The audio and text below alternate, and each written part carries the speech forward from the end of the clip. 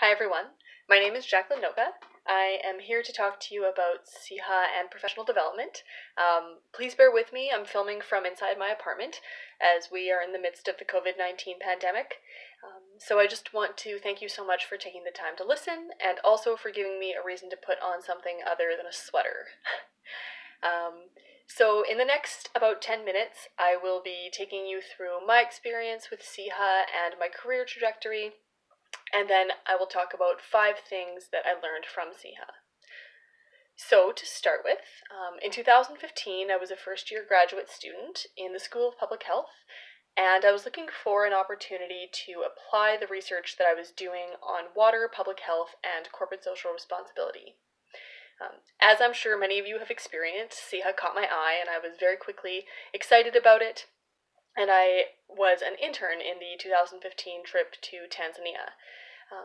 Upon returning from that summer, I became the VP International, and in 2016 I returned to Tanzania primarily to do my thesis research, but also to act as an advisor to the 2016 interns.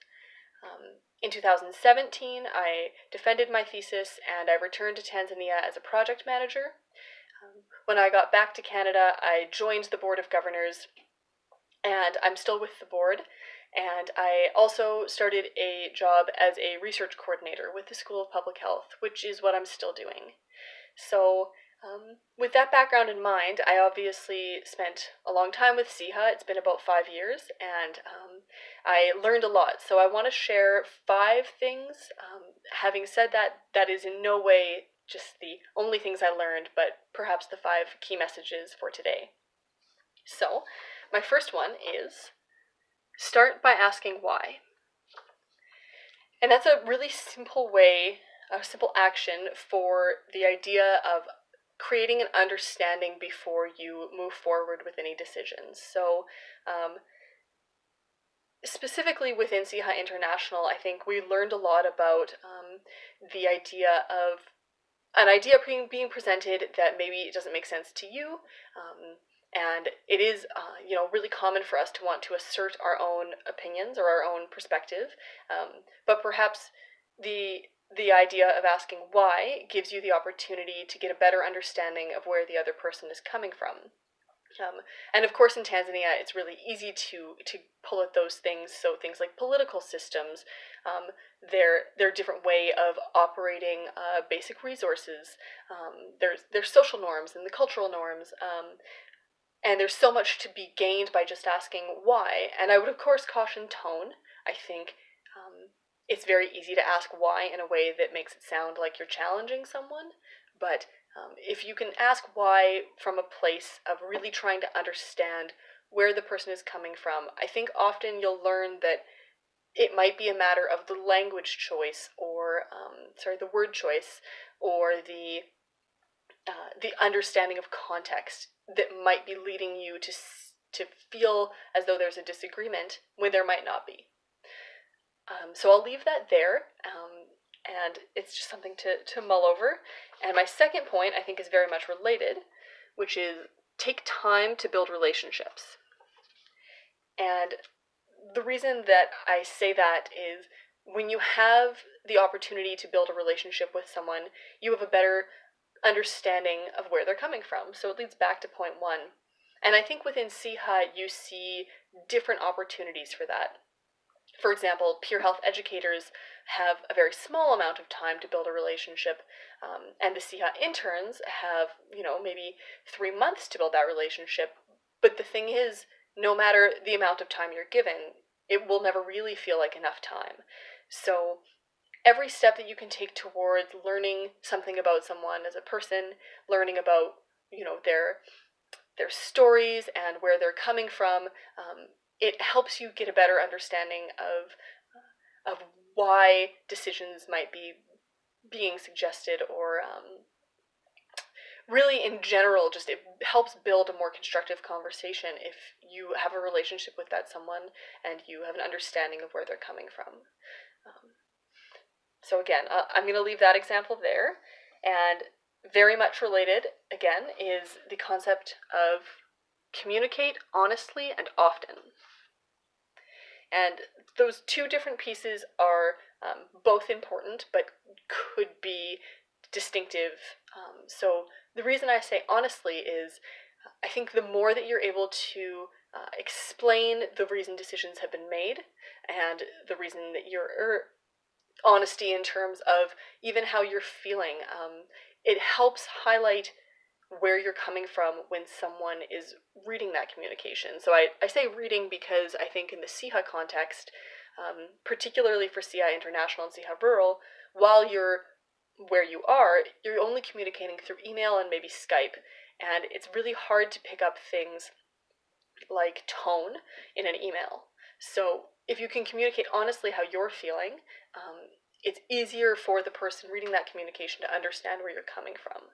And I think that's something that SIHA is a particularly good example of getting good at, because a lot of the times we are using Skype and email, but it's definitely something that you should be applying to your career as well. And then the idea of often is, I think when you've built that level of communication, you can expect that same level of communication back.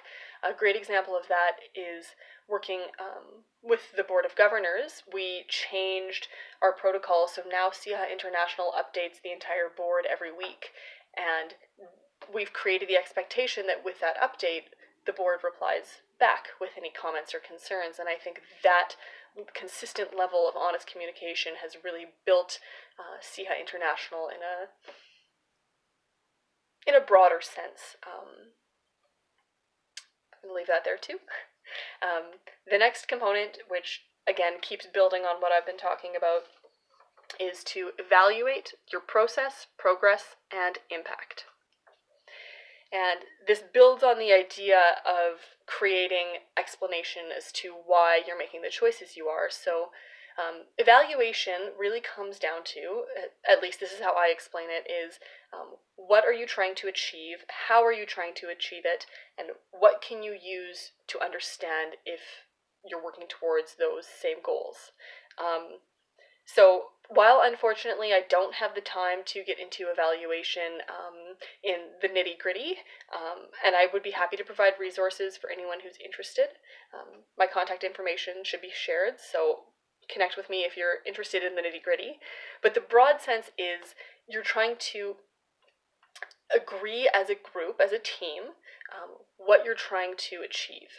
And then once you have a good understanding of the what and the how, you can understand how are you going to measure that you're getting closer to those goals as opposed to kind of jumping off onto another track. So evaluation is often seen as something that we do at the end of a project. I would say it's important to build evaluation directly into the project plan. I think that's something that SIHA has really worked towards doing in the past few years. And the idea is that if you know where you're heading and you know how to make sure you're staying on track to get there, you're more likely to succeed. So, as I said, there's lots of resources out there if you're interested, but I'll leave that there. My final piece of advice is a lot more personal. I know the intent of this conversation, one-sided conversation, is to be professional, but I think that the professional and the personal really interlink. And so my final piece of advice is find something that gives you hope. And the reason I give this advice is because I really learned it from being with SIHA, and the idea of, there'll always be days where you feel discouraged or defeated, and if you have something that you always find hope in, it helps, obviously, and it also kind of gives you something to fall back on. And I think I would leave that piece of advice there, and just finish with saying SIHA has had a profound impact, obviously, on my work, and it's really taught me a lot of lessons that I've brought into my career, whether that be very specific to types of evaluation that we use, or really broad, like what I find hope in on the days I feel discouraged. I think SIHA taught me and gave me a lot more than I gave SIHA, and I really enjoyed my experience. So I will leave it at that, and please feel free to contact me if you have any questions or want any more information. I'm happy to help. and enjoy the rest of your day. Take care.